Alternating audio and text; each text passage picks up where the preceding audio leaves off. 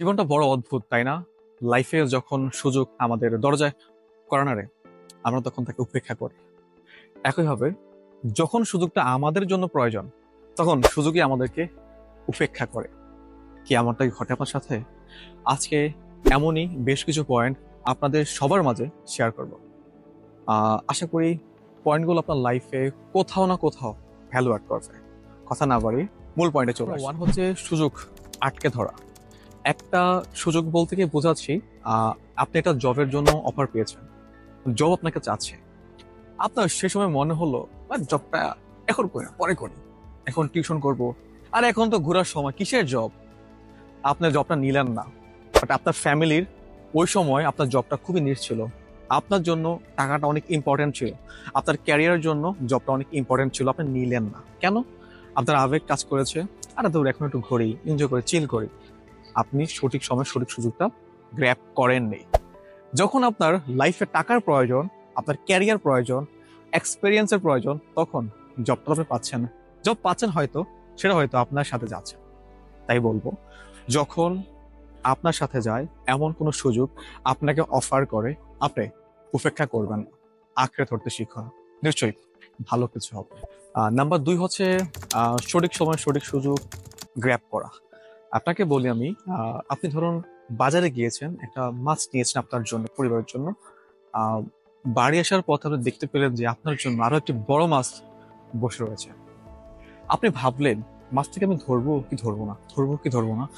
যতক্ষণ আপনি মাছটা যে ধরবেন কি ধরবেন না এই দিতে রয়েছেন, কিছুক্ষণ পরে মাথায় বোধ হলো যে মাছটা আমি ধরি, মাছটা আমার জন্য রয়েছে, যেহেতু আমি ধরি।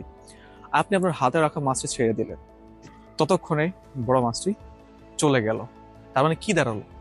আপনি যদি ধরবেন কি ধরবেন না ওই দ্বিধা না থেকে তখনই মাছটা ধরে ফেলতেন, আপনি বড় সুযোগটা মিস করতেন না। একইভাবে আমরা আমাদের লাইফে ছোট কিছু সুযোগের জন্য বড় বিশাল বিশাল সুযোগ আমরা উপেক্ষা করি, হারিয়ে ফেলি। যখন আমরা ছোট বিষয়টাকেও ছেড়ে দেই বা ছোট সুযোগটাকেও ছেড়ে দিই, একইভাবে তখনই বড় সুযোগটা আমাদেরকে উপেক্ষা করে। এর মানে আমরা কি দাঁড়ালো? আমরা সঠিক সময় যদি সঠিক সিদ্ধান্ত নিতে পারতাম, তাহলে বড় মাছটিও আমাদের হাত থেকে মিস হতো না, একইভাবে বড় সুযোগটিও আমাদের লাইফ থেকে যেত না। ভেবে দেখুন। নাম্বার 3 হচ্ছে সময় কখনো ফিরে আসে না। আহ, যতক্ষণে আমি আপনাকে এই কথাটুকু বলেছি, আমার এই কথাটা অতীত হয়ে গিয়েছে। ভাবুন, এই সময়ের মধ্যে আমাদের এই পৃথিবী থেকে অনেকেই চলে গিয়েছে, অনেকেরই নতুন জন্ম হয়েছে। ভাবুন, একটা সময় বা একটা বাক্য আমি বলে ফেলা মানে অতীত হয়ে গেছে। ভাবুন, আপনার আমার লাইফে কতগুলো বছর আমরা এভাবে এভাবে নষ্ট করে ফেলেছি। আমরা যদি আমাদের ওই সময়টা প্রপারলি প্রোডাক্টিভ কিছু করতে পারতাম, আজকের দিনে দাঁড়িয়ে আপনি বলতে পারতেন যে আমার সময়টা আমি নষ্ট করিনি। আপনি কি প্রাউডলি বলতে পারবেন? আমি আপনাকে আহ্বান করব, আজকে থেকে শুরু করেন লাইফে প্রোডাক্টিভিটি বজায় রাখুন। দেখবেন একদিন হলো আপনি প্রাউডলি বলতে পারবেন, এমনকি মৃত্যু সজ্জা আপনি যেন বলতে পারেন আমি আমার লাইফটা এনজয় করতে পেরেছি, আমি আমার লাইফে এমন কিছু করেছি জানি আমি হ্যাপি। নাম্বার 4 হচ্ছে সময় বাড়লে আফসোস বাড়ে। আপনি যখন আপনার পিছন পেয়ে আপনার অতীতটাকে আপনি রিমাইন্ড করবেন বা স্মরণ করবেন, আরে আল্লাহ, আমি আমার অতীতে এতগুলো সময় আমি কাজ না করে কাটিয়েছি, আরাম আয়েশ করে, হাহা হিহি করে আমি আমার অতীতটাকে নষ্ট করেছি। আপনার মাঝে কি অনুশোচনা আসবে বা আসে? আসলে কেন আসে?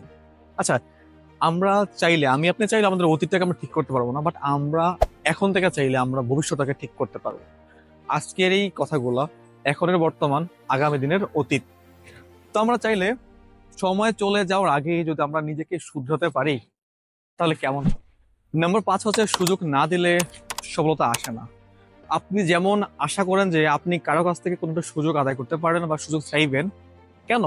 আপনি ওই সুযোগটাকে কাজে লাগিয়ে আপনি আপনার লাইফে বিশাল কোনো গোল বা আপনি আপনাকে উন্নত করবেন। একইভাবে আপনার কাছ থেকেও কেউ না কেউ আশা করে যে ভাইয়া আমাকে এই ফেভারটা দিলে আমার জন্য ভালো হয়, কাজটা আমার ইজি হয়, বা ভাইয়া আমাকে লেসনটা দিলে আমার জন্য খুব ভালো হয়।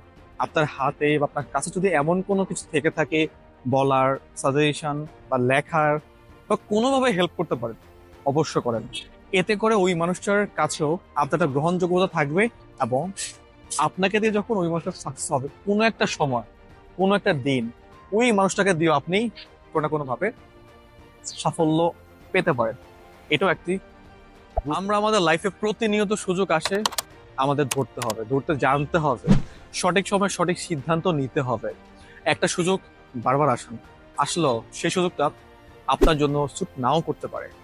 আপনি দেখবেন আপনার অপরচুনিটি এবং আপনার সাথে কোন কাজটি বা আপনার ভালো লাগা কোনটি হয়, অবশ্যই সুযোগটি হাতছাড়া করবেন না। মনে রাখবেন, সময় গেলে সময় পাবেন না, সুযোগ গেলে সুযোগও পাবেন না। কাজে সময় এবং সুযোগের সঠিক ব্যবহার করতে শিখুন। সবাই ভালো থাকবেন। দেখা হচ্ছে পরবর্তী কোনো টপিকে, নতুন কোনো বিষয়ে। সালামু আলাইকুম।